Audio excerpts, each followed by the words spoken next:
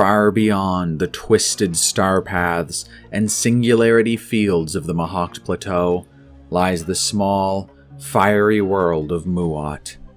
Insignificant and isolated, the system would not be discovered by the galaxy at large until the early days of the Age of Dusk.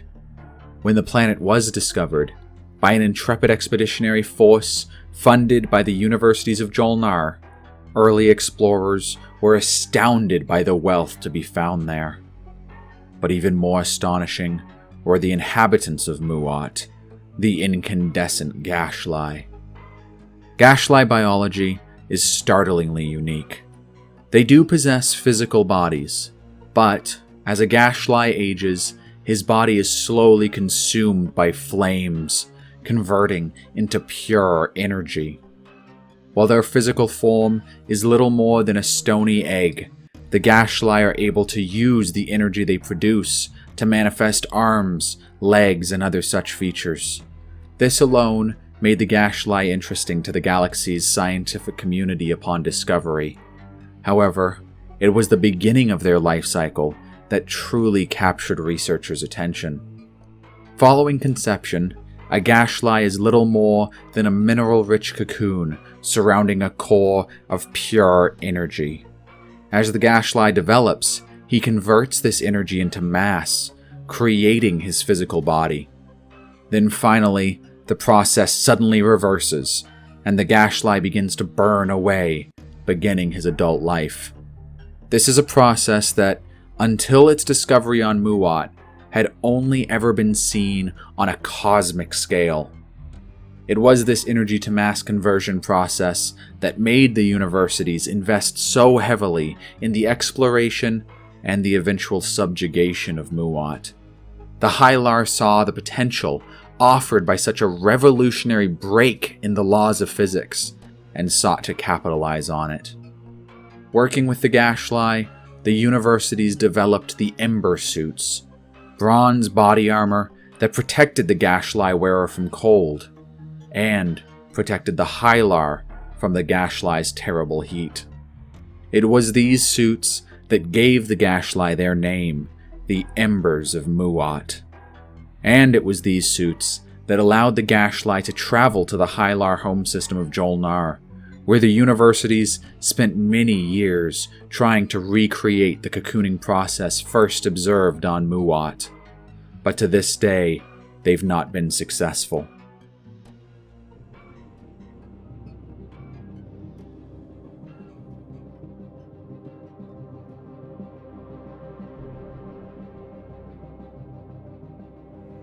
Frustrated by their failures, and tempted by the material wealth of Muaat, the Hylar changed tactics as the Age of Dusk deepened. Instead of working with the Gashly, the universities began to subjugate the Embers, turning Muaat into a slave world. The Hylar had been impressed by the technical crafting abilities of the Gashly, as even before their discovery the Gashly had been a relatively advanced civilization. Now, the Jolnar put that ability to good use, building vast shipyards in orbit over the molten world. With the Twilight Wars about to begin, all the great powers had set about building massive fleets in preparation. The Hylar were no different. Gashly-built ships would serve as the backbone of the Jolnar navy. To fuel this fleet, great mineral mines were dug across the burning equator of Muaat, worked tirelessly by the miserable thralls of the universities. The conditions were horrible, made worse by unnecessary Hylar cruelty. Jolnar's slave masters made a point to crush the spirit of the Embers. After all, the Muaat shipyards would be vital to the Hylar war effort, and the Gashly outnumbered the Jolnar there nearly 100 to 1. Regular public executions and torture were implemented to keep the Gashly in line, and massive Hylar dreadnoughts hung like portents of death over Ember population centers. And it only grew worse when the project began. With the Quan incident and the Mandu Edict bringing war to the galaxy, the universities of Jolnar began work on a secret superweapon in orbit over Muaat, the first War Sun. Millions of Gashly died working on the mobile base, either being overworked or having their mineral-rich bodies harvested for the base's construction. The situation was dire. The Hylar were single-minded in their goal, caring not how many embers they had to snuff out to achieve it. Facing potential extinction, the Gashly were desperate. In secret, the High Fire Warden Faramon Oz left Muaat, intending to appeal the plight of his people to the Emperor himself. After a long and harried flight through the treacherous Muaat Plateau, Faramon succeeded. He reached Mechatol Rex, and after much effort the Emperor. The Gashly ambassador pleaded his case, begging for the aid of the Lazax. Salai Saikorian was moved, and truly wished he could help, but it was impossible. The Lazax were hard-pressed on every front and could not spare a single ship. Further, it was too late. Faramon Oz was there, at the Emperor's side, as the sole bombardments of Mechatol began. He watched, from aboard an orbital shuttle, as the palace was obliterated by kinetic missiles. Faramon Oz watched as the last of the Lazax Emperors died.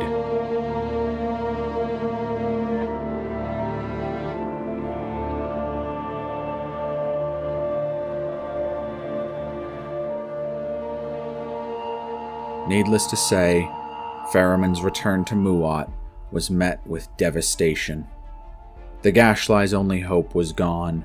The Imperium was broken, its leaders treacherously slain. Even to this day, the Gashly remember this day annually as a day of mourning and lost hope. But not all hope was lost. A Jolnar expedition, traveling deep into the Duloc Mountains on Muaat, searched for mineral deposits to exploit. What they found, however, was far worse. While performing routine surveys, a Hylar cartographer became infected by a malignant organism and had to be airlifted out. Following this, an outbreak occurred as the Duloc plague began to ravage the Hylar population on Muaat. Despite the best efforts of the universities to prevent the disease's spread, frequent covert travel between Muaat and the Garian star system meant that before long, the Duloc plague had reached Jolnar. There, it wreaked havoc, killing a quarter of the Hylar population.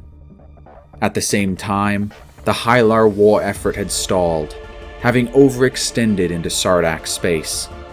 The Hylar Navy, unable to maintain supply lines thanks to Yssaril sabotage and depleted manpower, could no longer support the front, and as a result, the Sardak Nor began to advance. What started as a retreat quickly became a rout. Thanks to early studies of Gashly biology, the headmasters of Jolnar were able to cure the disease, but the universities could not recover in time to prevent the Sardak advance. Desperate, the headmasters sent word to Muaat, calling up their half-completed War Sun. The Gashly were overjoyed. With their slave masters reduced by disease and war, and the War Sun no longer hanging over their heads, the Embers could at last seize their freedom. All across the planet, Gashly rose up against their cruel masters, burning those who didn't escape to ash. The Embers seized the university shipyards, as well as all Hylar documents and schematics there, knowing full well they would soon need them. Meanwhile, the War Sun arrived to help the universities fight the ruthless Sardak Nor. Following a decisive battle over Saudor, the Hylar turned the tide, pushing all the way to icy Quinara before their superweapon was finally destroyed and left in pieces all across that bleak planet. Peace between the Nor and the Hylar was declared, with each race too broken to continue to fight. But the Hylar did not forget their thralls on Muaat. Not long after their victory, the Jolnar sent expeditionary ships to investigate the fate of their old colony, but none returned. It was soon apparent that the Gashlai had freed themselves, and the Hylar were in no position to argue.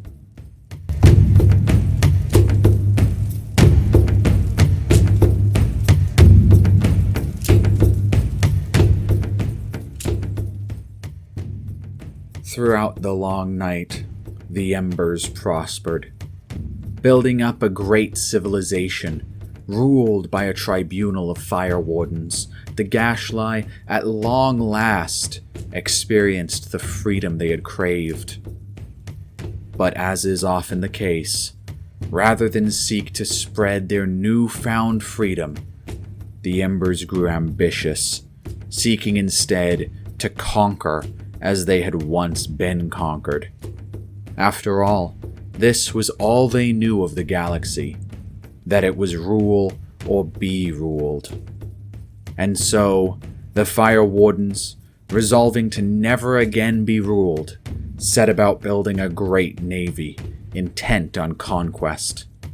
And at the heart of this navy, the Embers placed their greatest creation yet, a new and improved prototype warsun, the Tartarus. Under the command of Adjudicator Bale, the Tartarus left its moorings for the first time following the call of the Custodians, and made for the Garian star system. While the other great races were visited by the bronze frigates of the Gashlai, the universities of Jolnar were treated to an eclipse of their star by the hulking black shape of their ancient superweapon. The message was not wasted on the headmasters. Their former slaves had become formidable, and they had not forgotten or forgiven the past. But the Tartarus was not the only superweapon the Embers possessed. Gashlai scientists, working tirelessly throughout the long night, had succeeded where the Hylar had so long ago failed. They had replicated the Gashlai cocooning process, allowing for the creation of a far more destructive force than a simple mobile base. Using their mass energy conversion technology, the Embers created the Nova Seed, a small, dense rocket able to trigger the death of a star. The Gashlai had come a long way. Beginning as the slaves of the Hylar, they now wield the power of gods and can, with a single word, destroy entire systems in fiery cataclysm. Inside their golden ember suits, they burn with ambition. The Jolnar fear what the rest of the galaxy is about to learn, that the Embers of Muaat intend to bring their fire to the furthest reaches of space, burning the unwilling into submission.